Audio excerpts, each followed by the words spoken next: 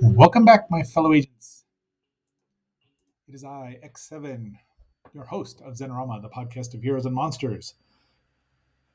Today is our 528th episode featuring Majin, the hideous idol Majin, or Daimajin, or Majin, Monster of Terror, as I saw it way back in the 70s. While we didn't have a great set of syndicated cartoons in Fossil Bed here, we did have a wonderful. We did get a lot of of Japanese movies featuring giant monsters, giant stone idols, magic, all kinds of things. So we can be thankful for that. I was actually going to be reviewing the green slime, but unfortunately, the Blu-ray decided it didn't want to play. So we may do that later on once I figure things out. But having said all that, please like, share, subscribe, leave a comment, and yes, tell me what you think about giant idols coming to life and destroying bad samurai and generally chamberlains that take over, much like they did in The Magic Serpent. So, made the same year, 1966.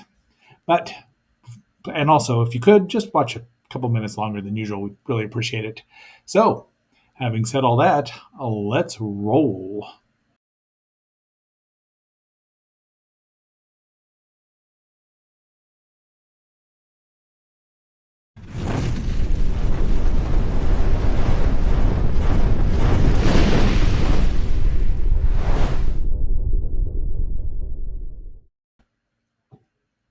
All right. So, we're going to give this is, of course, an American International Television presentation. And this is a widescreen cropped version. I believe Constantine Furman did this one for me. Here's the one from the DVD set. I know it's been released a couple times. I think the full screen one. I had it, sold it after we got the widescreen ones. I kind of wish I thought I'd had more of. Well, anyway, they only did dub the first two movies, but we'll go through all three of them eventually. So, as I've said that, let's watch the beginning of this from the Sinister Cinema copy that I got from the Internet Archive. Ready?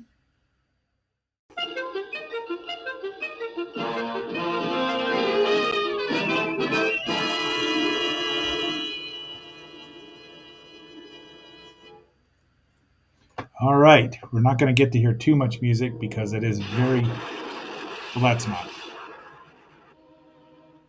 Once you hear those tones, you kind of know who the music was done by, which is Akira Ufukube, who normally works with, of course, Toho, but he did branch out here and there. He did the Little Prince and the Eight-Headed Dragon as well. But I really am trying to.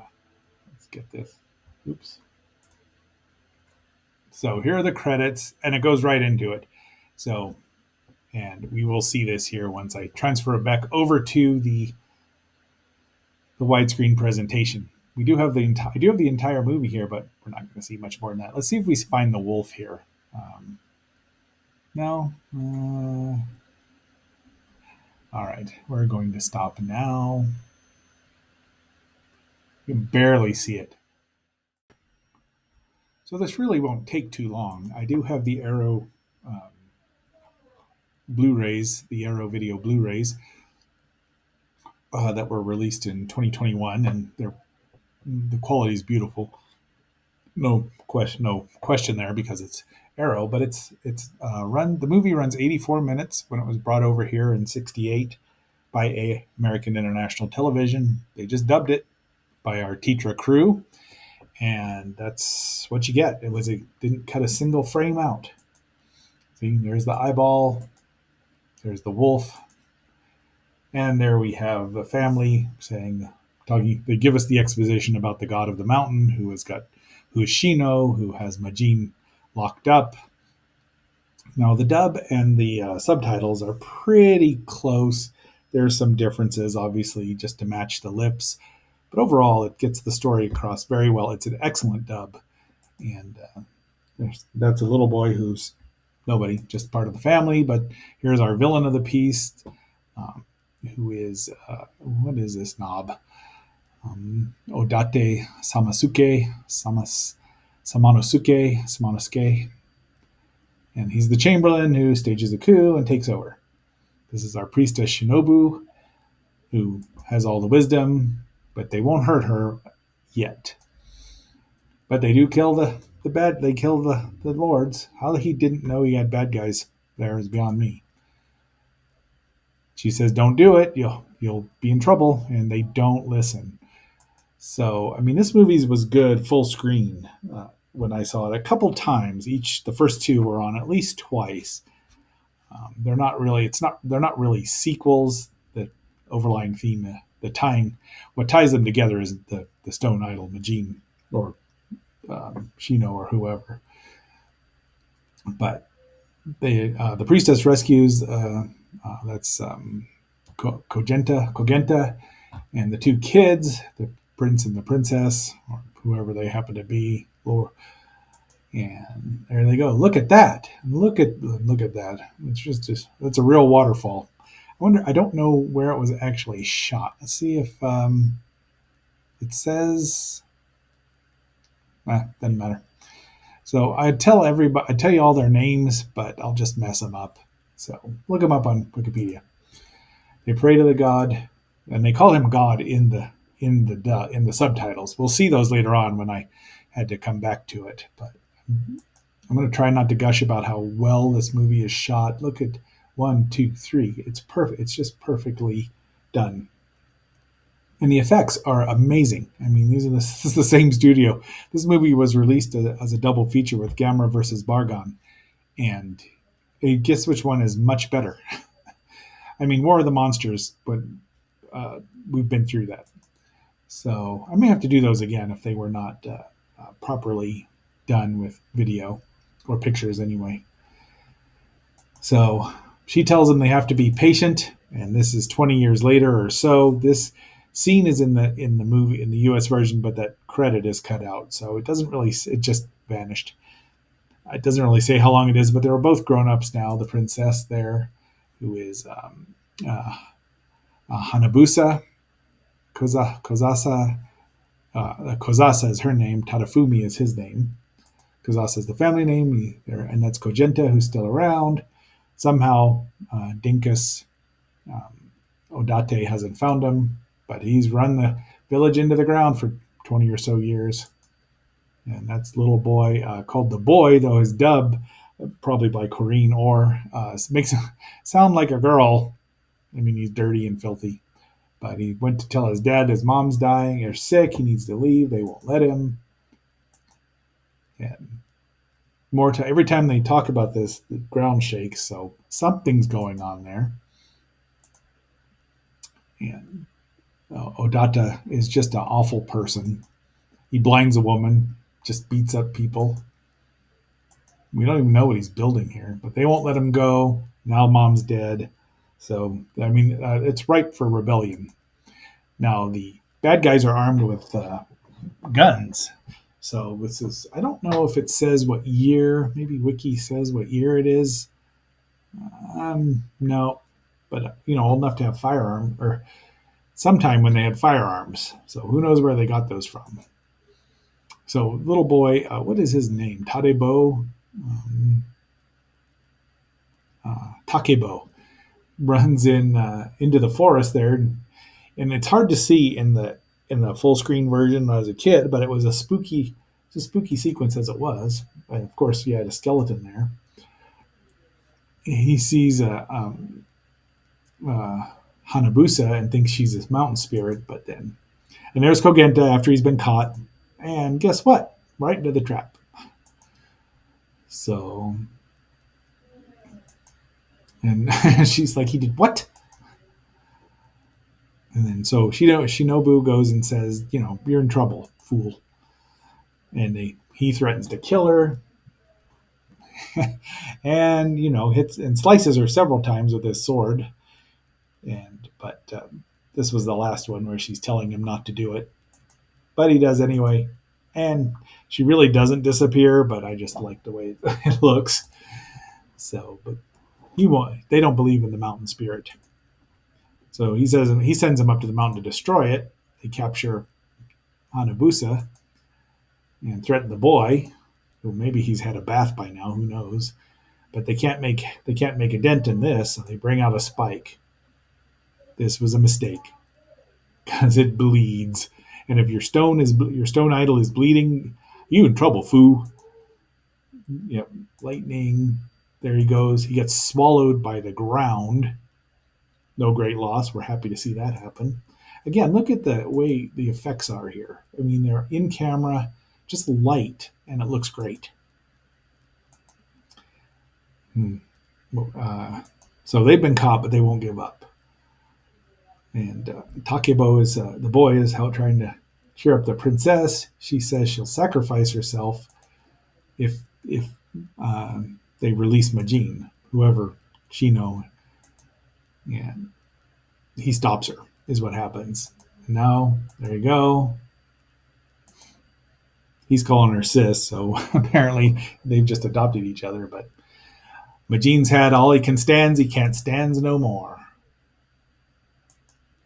There he's walking, and now we see the transformation. Just a fade, and it's just, again, you can kind of see where they've got the two images, but when he does it, it's set that quickly.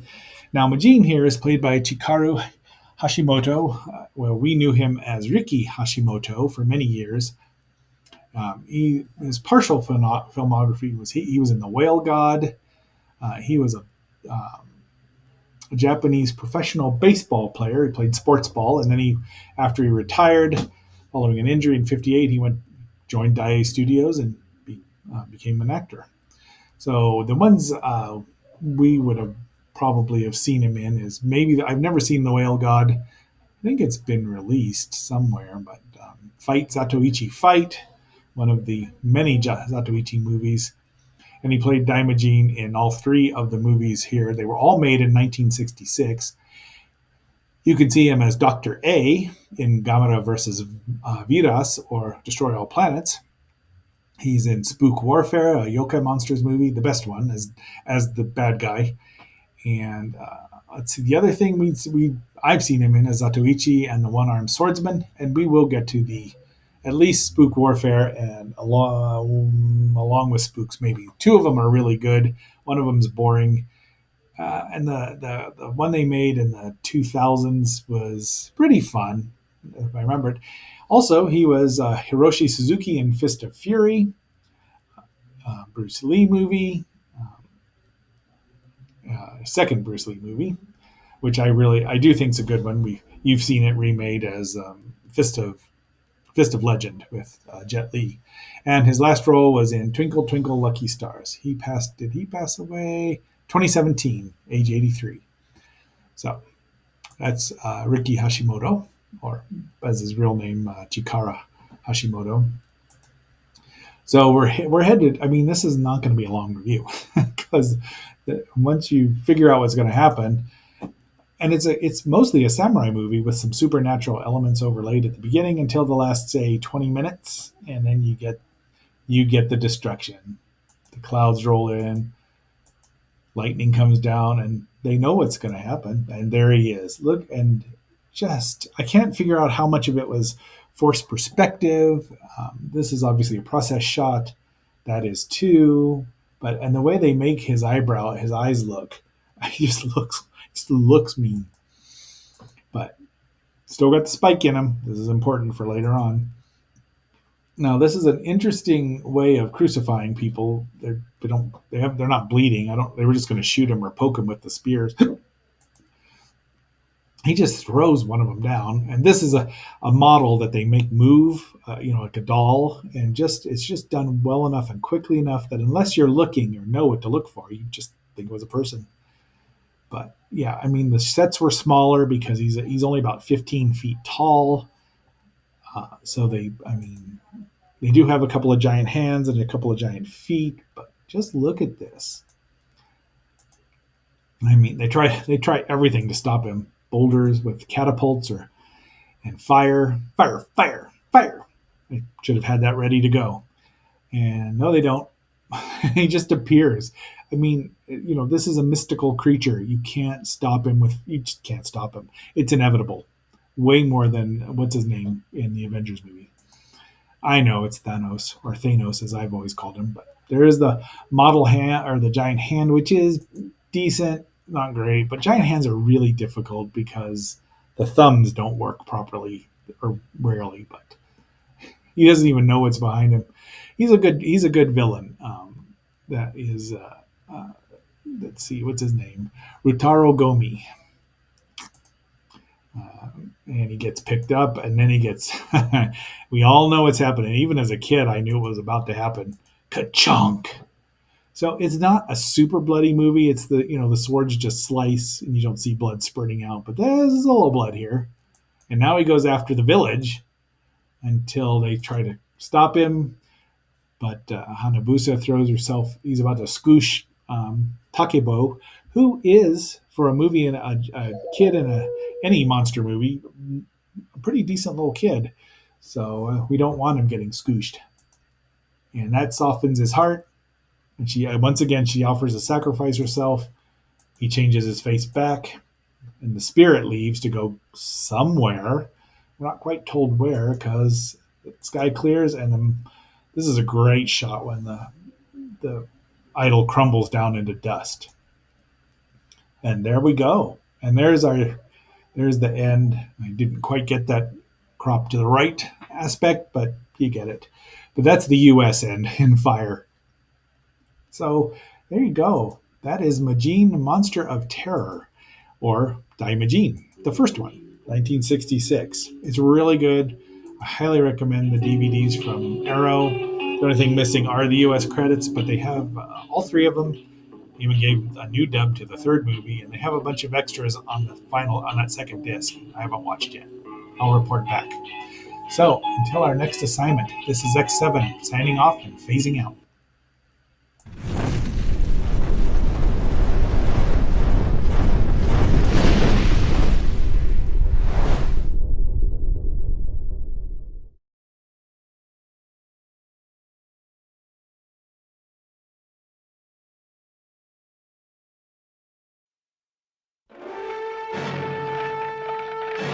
Majin, the monster of terror.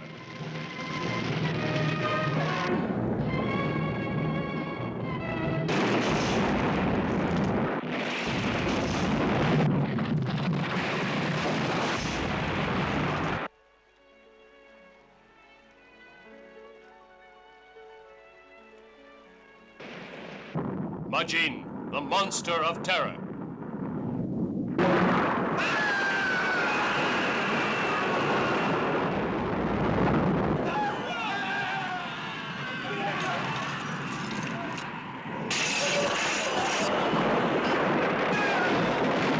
Majin, the monster of terror.